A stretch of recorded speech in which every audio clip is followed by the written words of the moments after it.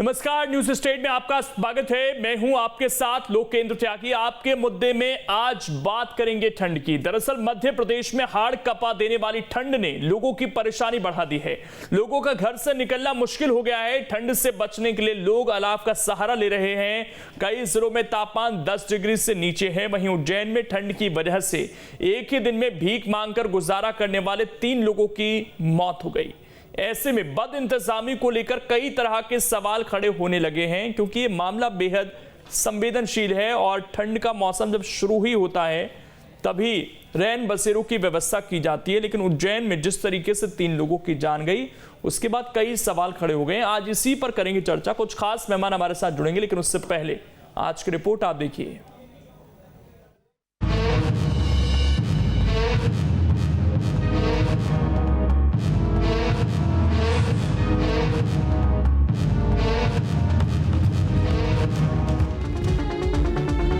मध्य प्रदेश में ठंड का सितम जारी है। कोहरे के साथ चल रही सर्द हवाओं ने लोगों की परेशानी बढ़ाकर रख दी है। पारा इतना गिर चुका है कि अब लोगों की जान पर बनाई है। दरअसल उज्जैन में ठंड की वजह से भीख मांगकर गुजारा करने वाले 3 लोगों की मौत हो गई है। पोस्टमार्टम रिपोर्ट में बात सामने आई है कि खून का थक्का जमने की वजह से तीनों लोगों की मौत हुई है। बुधवार को उज्जैन के अलग अलग 3 इलाकों में 3 शव मिले थे। उज्जैन के महाकाल थाना इलाके के 3 अलग अलग इलाकों से ये शव मिले थे। ठंड की वजह से खून का थक्का जमने से तीनों की मौत हुई थी। खून का थक्का जमने से तीनों को आया था हार्ट अटैक। उज्जैन में फिलहाल न्यूनतम पारा 10 डिग्री के आसपास है। पर कल सुबह विभिन्न सूचनाकर्ताओं ने पुलिस को सूचित किया था कि अलग अलग जगह पे 3 लोगों की मृत्यु हो गई है, जिनमें एक रामघाट के पास सीढ़ियों के पास में, दूसरा महाराजावाड़ा स्कूल चारधाम के पास में और तीसरा रानी गेट के पास में। तो तत्काल ही पुलिस ने जाके उनको पोस्टमार्टम के लिए भिजवाया। तब डॉक्टरों ने बताया कि इनकी जो मृत्यु हुई है ठंड से हृदयाघात से हुई है और जो है सभी 70 साल से ऊपर के हैं, खुले आसमान के नीचे सो रहे थे, इसलिए उनकी मृत्यु हुई है। इसके बाद पुलिस और प्रशासन ने संज्ञान लिया इस घटना पर। तो कल रात्रि में जो भी बिना खुले आसमान के नीचे सो रहे थे गरीब लोग, उनको नगर निगम की गाड़ी में ले जा करके आश्रय स्थल में छोड़ा गया है। इसके अलावा शहर के विभिन्न स्थानों पर अलाव जलाने की व्यवस्था की गई है। सिर्फ उज्जैन ही नहीं बल्कि प्रदेश के कई हिस्सों में कोहरे का कहर देखने को मिल रहा है। कुछ जगहों पर विजिबिलिटी 50 से 200 मीटर के बीच है। 38 शहरों में न्यूनतम पारा 10 डिग्री के आसपास है। 3 दिन बाद और ठंड बढ़ने की संभावना जताई गई है। उत्तर भारत में मौसम में आए बदलाव की वजह से ऐसा होगा। व्यवस्थाएं नहीं दुरुस्त की गई तो हालात और बिगड़ सकते हैं। बहरहाल कड़ाके की ठंड के बीच लोगों की हो रही मौतों पर सियासत भी शुरू हो गई है। कांग्रेस लगातार सरकार पर हमलावर है। पूरी शासन प्रशासन और यहाँ के नेताओं की लापरवाही। आप देखो, गरीब लोग कड़ाके की ठंड में, पूर्व में भी जब सरकार हुआ करती थी तो अलाव की व्यवस्था होती थी, रैन बसेरा, रुकने खाने सबकी व्यवस्था होती थी। अभी हम देख रहे हैं रोज छोटू महापौर जी इधर घूमते हैं, यहाँ रैन बसेरा में घूमते हैं। वो हार्ट अटैक के कारण हुई है, ठंड के कारण क्लॉट जम गए, तो ठंड के अत्यधिक ठंड करने के बाद वो तीनों चारों बेचारे चले गए हैं। इसका मैं दोषी प्रशासन शासन को मानता हूँ। एक तरफ तो सरकार जरूरतमंदों को ठंड से बचाने के लिए रैन बसेरे समेत तमाम तरह की सुविधाएं उपलब्ध करवा रही है। बावजूद इसके ठंड से लोगों की हो रही मौतें व्यवस्था पर सवाल खड़े कर रही है। सवाल ये कि आखिर चूक कहां हुई कि लोगों की जान पर बनाई। Team news state. और चर्चा करने के लिए खास मेहमान इस वक्त हमारे साथ जुड़ गए हैं। सबसे पहले परिचय करा देता हूं। डॉक्टर विवेक परिहार जी हैं, हेल्थ एक्सपर्ट हैं। गुरुदत्त मिश्रा जी हैं, मौसम विशेषज्ञ हैं। सचिन सक्सेना जी हैं, प्रवक्ता हैं बीजेपी के। और स्वदेश शर्मा जी हैं, प्रवक्ता हैं कांग्रेस के। सबसे पहले शुरुआत सचिन जी आपसे ही मैं कर रहा हूं। 3 लोगों की जान चली जाती है सर, कांग्रेस पार्टी भी सवाल उठा रही है। अब ये कहा जा रहा है कि हम अलाव की व्यवस्था करेंगे, रैन बसेरों में और व्यवस्थाएं बढ़ाएंगे। ये काम तो जब सर्दियां शुरू हो रही होती हैं तब हो जाना चाहिए था। अब तो ये सितम ऐसा है ठंड का कि अब तो उनकी आवश्यकता सबसे ज्यादा थी। देखिए लोकेश जी, कांग्रेस का काम है अनर्गल आरोप प्रत्यारोप करना, लेकिन मैं थोड़ा सा, चूंकि विषय उज्जैन का है, मैं उज्जैन का ही हूँ, इसलिए मैं थोड़ा सा आपको यह व्यवस्थाओं से अवगत करवा देता हूँ ताकि हमारे दर्शक भी इस बात को समझ सके। उज्जैन में 6 रैन बसेरे काम कर रहे हैं, जिसमें लगातार लोग उसमें रात्रि करते हैं विश्राम। और इसके अलावा जो 6 जोन उज्जैन में नगर निगम के बने हुए हैं, वहाँ पे लकड़ियों की व्यवस्था है, जहां जहां आवश्यकता रहती है वहां पे अलाव जलाए जाते हैं। शहर में कई जगह अलाव भी जल रहे हैं, लेकिन उसके बावजूद भी अगर इस प्रकार के मौतें हो रही है, ठंड के कारण से होती है, कार्डियक अरेस्ट से हो रही है, जो भी कारण उसका रहा, ये दुखद है, दुर्भाग्यपूर्ण है, इसमें कोई दो राय नहीं। मैं उस पर बिल्कुल वो नहीं करना चाहूंगा। लेकिन सबसे बड़ी बात यह है कि अगर हम शासन प्रशासन की बात करते हैं तो निश्चित रूप से हर व्यक्ति, चाहे वो सामाजिक संस्था हो, चाहे शासन हो, चाहे पुलिस प्रशासन हो, नगर निगम हो, उनके पदाधिकारी हो, स्वास्थ्य विभाग का अमला हो, हर व्यक्ति अपनी जिम्मेदारी समझ रहा है और वो कहीं ना कहीं इससे लड़ सके। ऐसा नहीं है कि जो 3 भिक्षुक जो उज्जैन में जिनकी मृत्यु हुई है, सिर्फ वो, बहुत सारे ऐसे उदाहरण भी अभी रिसेंट क्या है, जबलपुर के एक बच्ची का है जो घर में थी लेकिन चूंकि ठंड से उसकी मृत्यु हुई। इंदौर का एक मैं उदाहरण बताता हूँ, जो पेंटर था और घर में था लेकिन ठंड से उसकी मृत्यु हुई। मेरा ये कहना है, निश्चित रूप से ठंड से कहीं ना कहीं जिस प्रकार से शरीर में वेरिएशन आते हैं वो आप और हम समझते हैं उस चीज को, लेकिन प्रशासन नहीं कर रहा है। ऐसा नहीं, प्रशासन अपना कार्य कर रहा है। नहीं, अभी तो हमने सर सचिन जी, हमने तो खुद बयान सुनवा दिया वहां के अधिकारियों का, आपने हमारी रिपोर्ट देखी होगी। उन्होंने कहा कि हम और व्यवस्थाएं बढ़ाने की तरफ हम अग्रसर हैं और रात को तो पेट्रोलिंग होती है, सारी चीजें होती हैं, उसके बावजूद लोग खुले में सो रहे हैं। कोई तो मजबूरी होगी सर उनकी। मेरी जो जहाँ का ये 3 जो मामले जो है, जहाँ पे 3 मृत्यु हुई है, उसके पास ही हरसिद्धि माता जी का मंदिर है, उसके सामने लगभग 200 से 250 लोगों के सोने की व्यवस्था वहां पे है। पुलिस प्रशासन ने आज एक बहुत अच्छा इनिशिएटिव लिया। पुलिस प्रशासन ने, उनकी जो रात्रि गश्त वाली जो टीम रहेगी, वो टीम अपने साथ में कंबल लेके भी निकलेगी साथ में, और कंबल लेके जो लोग जहाँ पे उनको अगर आवश्यकता रही तो वहीं कंबल ले जाएंगे, अदरवाइज वहां से रेन बसेर में शिफ्ट करवा के वहां उनकी व्यवस्था करेंगे। अगर उनका स्वास्थ्य की सुविधाओं की आवश्यकता है तो उनको अस्पताल पहुंचाया जाएगा। तो एक मानवीयता के आधार पर पुलिस, मानवता के नाम पर एक बार फिर से पूछता हूं सचिन जी, अगर 3 मृत्यु हुई हैं, कोई तो वजह रही होगी कि खुले में सो रहे थे लोग। ये घर में मृत्यु हुई, मैंने उस पर सवाल नहीं पूछा, आपने उदाहरण दे दिए, खुद ही बच्ची का उदाहरण दे दिया। मैंने तो इन 3 लोगों पर सवाल पूछा कि कोई तो हमारी ऐसी चीज अभी भी काम नहीं कर रही है जिसकी वजह से खुले आसमान के नीचे लोगों को सोना पड़ रहा है। देखिए लोकेश जी, मैंने आपसे पहले बार ये कहा कि अगर वो हुई है तो दुर्भाग्यपूर्ण है, लेकिन मैं जो व्यवस्थाएं हैं उसकी भी मैं बात कर रहा हूँ कि उसके बावजूद भी नीचे क्यों सोना पड़ रहा है, इसलिए पुलिस प्रशासन निकल रहा है। अब वो अगर लोग इस प्रकार पाए जाते हैं जो बाहर सो रहे हैं, खुले आसमान में सो रहे हैं, उनको उठाएगा, रेन बसेरों में शिफ्ट करेगा। नगर निगम की गैंग भी यही कार्य कर रही है, जगह जगह अलाव जलाए जा रहे हैं। उसके बावजूद भी अगर कोई व्यक्ति जो बाहर सो रहा है तो निश्चित रूप से इस गश्त में वो चीजें भी स्पष्ट होगी और इस प्रकार की कृत्य पुनरावृत्ति ना हो, इस प्रकार के हादसे की, उसमें भी शासन ध्यान देगा, कोई दो राय नहीं है। स्वदेश शर्मा जी, कोई अपनी मर्जी से तो शायद नहीं सोएगा खुले में। इससे पहले भी एक मध्य प्रदेश की तस्वीर वायरल हुई थी, भिक्षुओं को नगर निगम की गाड़ी से उठाया जा रहा था। अब ये 3 भिक्षुओं की जान गई है, ये सवाल खड़े कर रही है कि जब तमाम व्यवस्थाएं हैं तो फिर खुले में क्यों सो रहे हैं लोग, क्यों उनकी मौत हो रही है। स्वदेश शर्मा जी,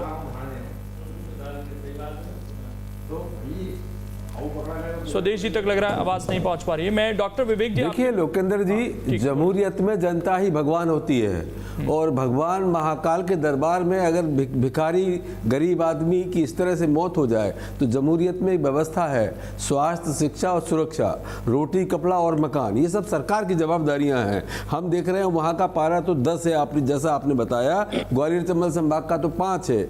अगर ये सरकार व्यवस्थाएं नहीं करेगी तो निश्चित रूप से और इस तरह के हादसे होने की संभावना है, क्योंकि कड़ाके की ठंड है, ये नेचर है और इससे निपटने के लिए सरकार को इंतजाम करने चाहिए। टैक्स पेयर का पैसा लेकिन सरकार उड़ाने पर लगी हुई है। सरकार ये नहीं देख रही है कि 4 लाख करोड़ का कर्जा मध्य प्रदेश सरकार पर हो गया है, सरकार पर नहीं हुआ है। एक्चुअल में 55,000 रुपये प्रति एक छोटा सा बच्चा है, उस पर भी 55,000 रुपये तक कर्जा हो गया है, लेकिन सरकार सिर्फ इवेंट पर बिजी है, इवेंट पर खर्च कर रही है, रोज नए नए इवेंट करती है, इवेंट पर पैसा खर्च होता है टैक्स पेयर का, लेकिन मध्य प्रदेश में रहने वाले लोगों की जान माल की सुरक्षा सरकार करने में अक्षम है। चाहे वो लाइन ऑफ ऑर्डर की बात हो, स्वास्थ्य की बात हो, शिक्षा की बात हो, सुरक्षा की बात हो। मैं समझता हूँ इस सरकार को जिम्मेदारी अपने ऊपर लेना चाहिए और आगे उज्जैन जैसा कोई हादसा और ना हो जाए तो हर शहर में इस माकूल प्रबंध होने चाहिए, इस तरह के प्रबंध होने चाहिए जैसे कि अलाव जलाओ, रैन बसेरे नहीं है तो रैन बसेरे के रेंट पर लो।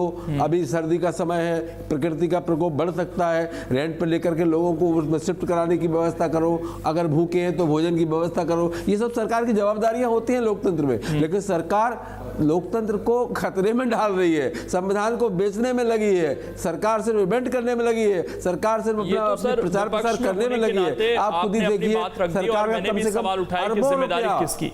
अब क्योंकि एक सामाजिक मुद्दा भी हो जाता है स्वदेश जी, तो सामाजिक तौर पर आप लोगों का इतना बड़ा संगठन है और अगर रैन बसेरे बने हुए हैं जैसा कि सचिन जी जानकारी दे रहे हैं, तो आप लोगों के कार्यकर्ता क्या रात में घूम रहे हैं, क्या उस सामाजिक जिम्मेदारी का निर्वहन कर रहे हैं कि इन लोगों को हम पहुंचाएं रैन बसेरों तक? ले लीजिएगा लोकेन जी। हत्यारी है, सरकार को जवाबदेही अपने ऊपर लेनी चाहिए। अरे भाई बीच में कौन बोल रहे हैं, पूरी बात तो हो जाने दीजिए। मैं आ रहा हूं, एक मिनट। विवेक जी, एक सवाल यह है कि ये जो इस वक्त मौसम बना हुआ है ये कितना घातक है आम लोगों के लिए और खासकर उन लोगों के लिए जो बाहर सो रहे हैं इस वक्त? देखिए लोकेश जी, बिल्कुल जो ठंड का मौसम होता है, देखिए ठंड के मौसम में जब तापमान जो है कम रहता है तो बॉडी के जो धमनियां हैं, खून की जो धमनियां रहती है उनमें सुकड़न होती है, वो इसका जो है ब्लड प्रेशर जो है कहीं ना कहीं जो है वो बढ़ जाता है। तो ऐसे मरीज जो कि एजेड भी हैं, जिनकी उम्र बहुत ज्यादा है और जो बाहर सो रहे हैं, जिनके पास कोई लाइन बसेरा नहीं है, जिनके पास कोई छत नहीं है, तो ये डायरेक्ट जो है ठंड के कांटेक्ट में है, तो ऐसे लोगों के लिए बहुत ही घातक है। और सबसे ज्यादा आप देखेंगे तो कार्डियक जो अटैक, जो हार्ट अटैक के जो है उससे जो है लोगों की मृत्यु हो रही है पेशेंट्स की। तो सबसे पहले जो है एक जो लोगों से जो ओल्ड जो लोग हैं, वो एजेड लोग हैं, उनसे बोलना चाहूंगा एक तो आप ठंड से बचाव के लिए जो है अपना पूरी जो है बॉडी ढक के रखें और गर्म पानी का उपयोग करें। और जो बाहर जो है जो लोग आपने बताया जो भिक्षु जो 3 लोग जैसे, तो इनके लिए सरकार को जो कहीं ना कहीं जो है रैन बसेरा वगैरह में जो है इनका बंदोबस्त करना चाहिए ताकि जो है ठंड से डायरेक्ट जो है इन लोगों का कॉन्टेक्ट ना हो। और देखिए ठंड के मौसम में बॉडी की जो चीजें हैं वो कहीं ना कहीं कई चीजें जो है बदलाव आती है, जैसे कि एक तो सबसे प्राणघातक रहता है जिनको कि आप शुगर की बीमारी है, जिनको ब्लड प्रेशर जो है, जिनका ब्लड प्रेशर की जो गोलियां ले रहे हैं, जो ब्लड प्रेशर की टेबलेट्स ले रहे हैं, तो ऐसे लोगों को अपना ब्लड प्रेशर जो है वो कंटिन्यूस मॉनिटरिंग करना चाहिए। क्योंकि कहीं ना कहीं जो जब रक्तवाहिनी जो रक्त की जो है जो नलियां हैं वो सिकुड़ती हैं, तो कहीं ना कहीं टेम्परेचर जो अपना ब्लड प्रेशर है उसको कहीं ना कहीं बढ़ाती है। तो ये कंटिन्यूस ब्लड प्रेशर है उसकी मॉनिटरिंग करना चाहिए। और एक चीज और जो हड्डी की जिनको बीमारी है, देखिए हड्डी की बीमारी में देखिए आपके ठंड के मौसम में जो है दर्द जो है कहीं नहीं बढ़ जाता है, तो गठिया के जैसे मरीज है उनको भी बहुत जो है प्रॉपर अपनी केयर करना चाहिए। तो ठंड से बचाव के लिए तो आप गर्म पानी का उपयोग करें और अपनी बॉडी को जो है कहीं नहीं पूरी ढक के रखें। और जो बाहर जो लोग सो रहे हैं उनके लिए तो देखिए कंबल का वितरण और ये सब चीजें जो है सरकार को कहीं ना कहीं जो है करना चाहिए और छत का इंतजाम जो है कम से कम एटलीस्ट उनके लिए होना चाहिए। गुरुदत्त जी, अभी आगे और किस मौसम के क्या अनुमान है? क्या इसी तरह की ठंड आगे रहेगी या कुछ राहत मिल सकती है आने वाले दिनों में? देखिए अभी तो करीब 15 तारीख तक राहत है, क्योंकि जो पश्चिमी विक्षोभ है उत्तर भारत को प्रभावित कर रहा है और हमारे मध्य प्रदेश में 16 तारीख से फिर से अभी जो तापमान है लगभग इसी के आसपास रहेगा। जो तापमान है सामान्य है, जो नॉर्मल के आसपास है, थोड़ा सा बढ़ा हुआ है, लेकिन 16 तारीख से ठंड का एक दौर फिर से शुरू होने जा रहा है। जैसे ही पश्चिमी विक्षोभ खत्म होगा और नमी सब चली जाएगी तो ये सूखी ठंडी हवाएं हमारे प्रदेश को फिर से प्रभावित करेंगी। अभी जो ठंड का स्तर है वो सामान्य है, मतलब सामान्य है उससे थोड़ा सा अधिक है, लेकिन 16 तारीख से तापमान में गिरावट आएगी, सूखी ठंडी हवाएं चलेंगी और खासकर ये मध्य प्रदेश का जो उत्तरी इलाका है ज्यादा प्रभावित होगा, क्योंकि अभी हवाएं पश्चिमी और साउथ ईस्ट उत्तर पूर्व हवाएं चल रही, लेकिन ज्यों ही उत्तरी हवाएं प्रदेश में ठंडी प्रवेश करना शुरू करेंगी और ठंड में तापमान में गिरावट आएगी। चूंकि ये हमारा जो मध्य प्रदेश है जनवरी में आप देखेंगे कि ठंड का प्रकोप यहाँ रहता है हमेशा से, तो उतार चढ़ाव तो रहेगा, लेकिन ठंड में बहुत ज्यादा राहत जनवरी में आपको मिलने वाली नहीं है। फरवरी में भी हमको ठंड मिलेगी और खासकर जो बुंदेलखंड का इलाका है उत्तर मध्य प्रदेश है, यहाँ कोहरे की स्थिति भी बराबर भरपूर बनी मिलेगी। इसलिए लोग गाड़ियां चलाएं तो बड़ी सावधानी से चलाएं। सचिन जी, आपके पास आ रहा हूं, आप कुछ कहना चाह रहे थे क्योंकि कई सवाल यहां पर खड़े कर दिए हैं कि क्या प्रायोरिटीज में क्या है इस वक्त सरकार की, ये भी कांग्रेस पार्टी सवाल उठा रही है। देखिए लोकेंद्र जी, बहुत स्पष्ट है, स्वदेश भाई ने भी सवाल उठाया कि व्यवस्था नहीं, तो मैं उनसे वही पूछना चाह रहा हूँ कि व्यवस्था में क्या व्यवस्था नहीं है। रैन बसेरे हैं, वहां पे रुकने की व्यवस्था है, कंबल ओढ़ने की व्यवस्था है, अलाव जल रहे हैं वहां पे। दूसरी सबसे बड़ी बात मैं बताता हूँ आपको कि पूरे भारत में उज्जैन एक ऐसा मात्र स्थान है जहाँ पे कि जितने रैन बसेरे हैं, उन रैन बसेरों में जो महाकाल की प्रसादी जो है, जो महाकाल का भोजन जो है, जो भोजनशाला में बनता है, वो निःशुल्क वहां पे वितरित किया जाता है। वो व्यवस्था तक वहां पे है। इसके अलावा समय समय पे स्वास्थ्य अमले जो है वो चेकिंग के लिए निकलता है। कहीं भी इस प्रकार से अगर कोई कार्य होता है तो निश्चित रूप से दुर्भाग्यपूर्ण रहता है, लेकिन व्यवस्था नहीं है। ये कह के अगर हम एक दूसरे के ऊपर राजनीति कर रहे हैं और ऐसी स्थिति में भी राजनीति का हम लोग का सहारा ले रहे हैं, तो वो उचित नहीं है। तो स्वदेश भाई को इस बात को स्वीकारना चाहिए कि व्यवस्था पूरी है, ठीक है। कहीं अगर ये लोगों की जान चले जाओ, ये इसकी पुनरावृत्ति ना हो, इसका ध्यान हम सबको रखना है। सामाजिक चेतना का विषय है, लोगों की जान गई है। अरे उनके परिजनों का स्वदेश भाई, सामाजिक चेतना का भी विषय है। आपके सरकार परिजन उनके किस हालात में है, उनकी मदद की जाए, जितना संभव हो सके अधिक से अधिक मदद की जाए, ताकि सर्दी में परिवार में और किसी तरह का हादसा ना हो पाए। अरे आपको ये सब करना चाहिए, न कि ये भाषणबाजी। कम पड़ जाता है, आरोप प्रत्यारोप करेंगे, आप आगे नहीं निकलेंगे, समाज सेवा के लिए आप आगे नहीं आएंगे। भारतीय जनता पार्टी नहीं है, बात सच्चाई की भोजन की व्यवस्था भी कर रहा है, भोजन की व्यवस्था भी कर रहा है, उनके ओढ़ने की व्यवस्था भी कर रहा है। सरकार की व्यवस्था तो मैंने बता दी है कि रेन बसेरे सरकार के ऑलरेडी चल रहे हैं, सरकार भोजन की व्यवस्था कर रही है, सरकार कंबल की व्यवस्था कर रही है, सरकार अनाज चला रही है वहाँ पे। उसके बावजूद मेरा ये कहना है कि कांग्रेस की अपनी कोई जिम्मेदारी नहीं है। सामाजिक चेतना के लिए आप आगे आइए, सरकार जो कार्य कर रही है, भारतीय जनता पार्टी जो कार्य कर रही है वो कर रही है अपनी जगह। चाहिए। और जो 3 लोगों की जान गई है, निश्चित रूप से इनकी पूरी जानकारी लेकर के इनके परिजन के हालत में इसको देखते हुए उनको मुआवजा देने का काम सरकार का है, सरकार को करना चाहिए। इस पर आप देखिए, सरकार तो अपना कार्य करेगी और आगे भी करेगी। राजनीति नहीं है, लोकतंत्र हमें अधिकार दिया है कि लोगों की बात कहें। हमें जो भी प्लेटफॉर्म मिले, हम सड़क पे, संसद में, जहाँ भी हो, हम लोगों की समस्या को उठाएं, ये अधिकार हमें संविधान देता है।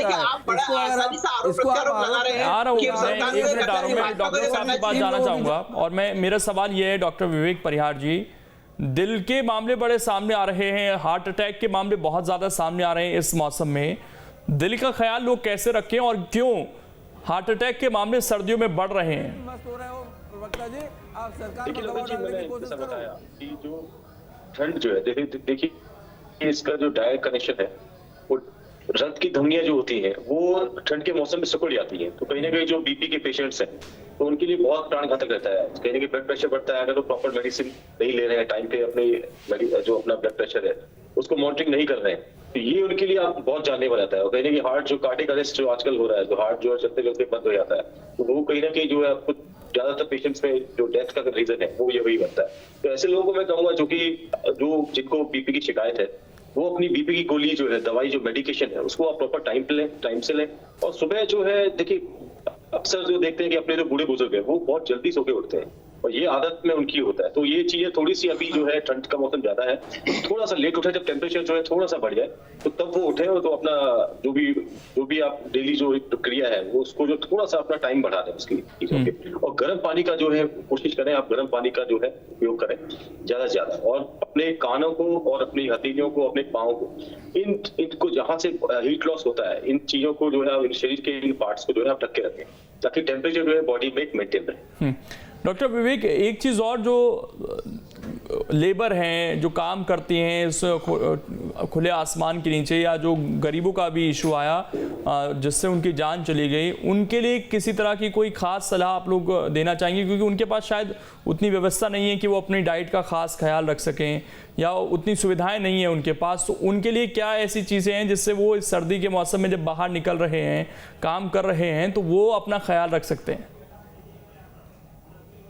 देखिए लोकेश जी, बिल्कुल, देखिए जो गरीब लोग हैं, जो भी मजदूर वर्ग है, जो उनके पास कहीं ना कहीं जो ऐसी व्यवस्था नहीं है कि गर्म पानी का उपयोग आप रेगुलर कर सकते हैं, और कपड़े जो है बहुत मोटे, लेकिन एटलीस्ट ऐसी व्यवस्था उनके पास है कि जो जहां भी वो रह रहे हैं, एक छत जो है वो एक ऊपर जो है कम से कम एक ढका हुआ, एक जो डाइट जो है बिल्कुल ओस गिर रही है, और जो टेम्परेचर जो है उसका डाइट जो है एक प्रभाव ना हो। और कभी भी जब जैसे भी वो बाहर रहे या कहीं बैठे तो अलाव तो देखिए, अब अलाव का जो है कहीं इजीली अवेलेबल रहता है, उसमें कोई खर्चा भी नहीं आता। तो कहीं ना कहीं वो अलाव जो है घर के आसपास जला के, और जो जहाँ भी उन्होंने तंबू अपना वगैरह गाड़ा होता है, तो वहाँ अलाव का उपयोग करें। बच्चों को जो है, स्पेशली बच्चों को जो है वो ठंड से दूर रखें, और जैसे भी कपड़े हो वो बच्चों को जो है पहनाएं, ताकि जो डायरेक्ट ठंड से कॉन्टेक्ट बच्चों का ना हो। तो ये कुछ चीजें जो है वो बेसिक चीजें जो है फॉलो करके हर व्यक्ति हो, चाहे वो गरीब हो चाहे अमीर हो, वो ठंड के प्रकोप से बच सकता है। और सरकार से भी कहूंगा, मैं गवर्नमेंट से भी कहूंगा कि जो रैन बसेरा है उनकी सुविधाएं थोड़ी सी सुधार करें, क्योंकि ठंड जो है वो ज्यादा है। रैन बसेरे अभी काफी मात्रा में रैन बसेरा, लेकिन उनमें सुविधाएं, मूलभूत सुविधाएं थोड़ी सी कमी है, तो उनको थोड़ा बढ़ाएं। और कंबल जो है, कंबल एटलीस्ट एक गरीब जो जितने भी पॉपुलेशन है, मजदूरों की पॉपुलेशन है, वहाँ कम से कम कंबल वितरित तो कर सकते हैं, जैसे कुछ संस्थाएं भी आजकल कर रही है। सरकार को भी जो है कहीं ना कहीं जो है इनकी व्यवस्था कर देना चाहिए, ताकि वो ठंड से बच। ठीक है गुरुदत्त मिश्रा जी, देखिए दिल्ली एनसीआर या आसपास के इलाकों में हमने बूंदाबांदी भी देखी है, तो क्या आने वाले दिनों में बारिश की भी कोई संभावना बन रही है? देखिए, खासकर जो पश्चिमी उत्तर प्रदेश है, दिल्ली है, पंजाब का कुछ क्षेत्र है, जम्मू कश्मीर, यहाँ चूंकि पश्चिमी विक्षोभ का प्रभाव चालू है, तो इस प्रभाव के रहते हुए 14 तारीख तक, यानी कल तक 13 तारीख तक हमको हल्की सी वर्षा मिलेगी और गरज के साथ छींटे पड़ेंगे, और ये स्थिति खासकर उत्तर भारत में रहेगी। लेकिन मध्य प्रदेश में इसका प्रभाव नहीं होगा, और ये स्थिति 14 तारीख से खत्म हो जाएगी, और 15-16 तारीख के बाद फिर से उत्तर भारत में ठंड पड़ेगी, और मध्य प्रदेश में भी 16-17 तारीख से ठंड का प्रभाव ज्यादा बढ़ेगा। तो लोगों को अभी से सावधानी रखना चाहिए, और खासकर सावधानी भी ही सुरक्षा है, बचाव है। जब तक बहुत आवश्यक न हो, आप सुबह और शाम, जब ठंड, दिन में तो गर्म है मध्य प्रदेश में, बहुत अच्छा मौसम है, लेकिन बचाव करके ही निकलें। और जानवरों का भी लोग ध्यान रखें, स्वयं का तो ध्यान रखेंगे, लेकिन हमारे जानवरों के लिए भी लोग व्यवस्था करें, क्योंकि वो भी मुक्त प्राणी हैं। तो और खासकर किसानों के लिए इस समय ठंड बहुत जरूरत है, जनवरी और फरवरी में।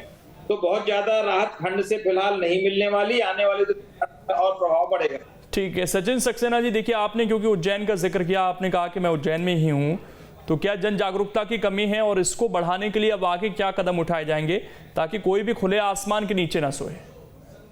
देखिए लोकेश जी, निश्चित रूप से ये विषय सिर्फ एक सरकार का या अन्य किसी पार्टी का नहीं है, ये सामाजिक चेतना का विषय है। बहुत संस्थाएं बाहर निकल रही है, सरकार अपनी तरफ से प्रयास कर रही है। नगर निगम में जो हमारे जनप्रतिनिधि, महापौर वगैरह जो है, जो हमारे सांसद विधायक है, वो भी रैन बसेरे में जाते हैं, लोगों से मिलते हैं, उनके हालचाल लेते हैं, और लोगों को मोटिवेट करते हैं कि अधिक से अधिक व्यवस्था सरकार ने कर रखी है, आप इसका लाभ उठाएं। निश्चित रूप से अगर और आवश्यकता पड़े तो और निकलेंगे, रात में भी निकलेंगे, व्यवस्थाएं उठाएंगे, साधन संसाधन की उपलब्धता सुनिश्चित करेंगे।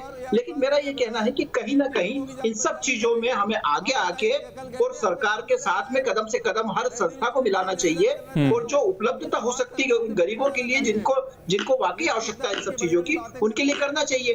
लेकिन कांग्रेस आरोप प्रत्यारोप के अलावा इनको अगर मंत्री भी है, क्या मंत्री जनवसों में गए थे देखने लोगों को कि लोग ठंडों में ठंड का इंतजाम है कि नहीं है? चलिए इस समय इतना ही है, बहुत संवेदनशील ये पूरा मसला है, और इसमें हम लोग भी जो जनभागीदारी निभा सकते हैं वो निभानी चाहिए, ताकि किसी की ठंड से कम मौत ना हो। बहुत शुक्रिया आप सभी का जुड़ने के लिए। छोटा सा ब्रेक, खबरें लगातार जारी हैं।